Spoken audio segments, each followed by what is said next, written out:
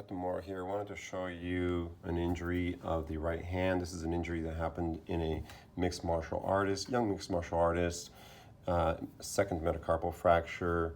This is the thumb, metacarpal number 1, 2, 3, 4, 5, proximal phalanx, fracture of the shaft, somewhat transverse. Didn't look that bad, but when you look at the oblique, it's kind of hinging on one of the cortices. When you look at the lateral view, it's just barely hinging on the dorsal cortex. This is a type of fracture that not only happens in mixed martial artists, but it also happens in angry people who punch walls. And when that happens, let me tell you right now, the wall always wins. So this patient was given the option of surgical versus non-surgical. I felt that it was important to get anatomic alignment, and I thought that it would be best done with surgery. So surgical options for metacarpal fractures include plating.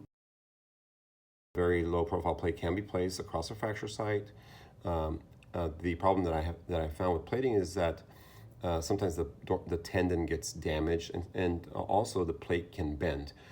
The other option is pinning through the head and going in to the shaft like an intramedullary nail, intramedullary because it's in the medullary canal. The problem with that is sometimes you can get an infection in the joint right here.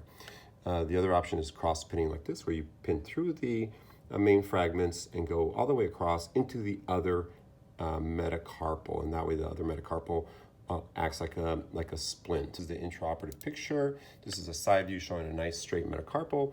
Of note, this was actually done 5.5 months ago. The patient was splinted, came back for post-op visit. This is what it looks like. You see transverse pinning. No movement of the pins. They look really good. The bone was very hard.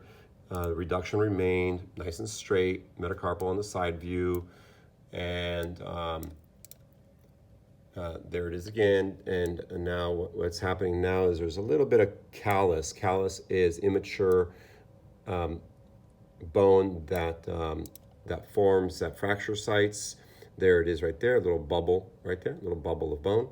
Callus, immature bone, or spongy bone, which is basically a soft type of bone that forms across fracture sites when the environment is conducive to fracture healing. So what's conducive environment? Fracture immobilization and good biology. So this is after the pins were removed. The fracture still maintaining a nice reduction both on the AP and the side and on the lateral view, and then here the callus has remodeled. Remodeled basically is a last process of fracture healing, where the body starts to recreate the natural anatomic contours, and the bone hardens. So that's much harder looking bone. You cannot see the pin sites, or barely see the pin sites right there. But at that point, the patient was already cleared to start using his hand. That was last month. And then more recently, pretty rock solid. You cannot see pin sites.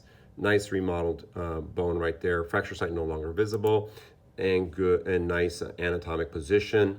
Once again, in this particular case, everything turned out really well. The situation was favorable for the patient. I did not violate the joint here. I did not place a plate that can easily bend.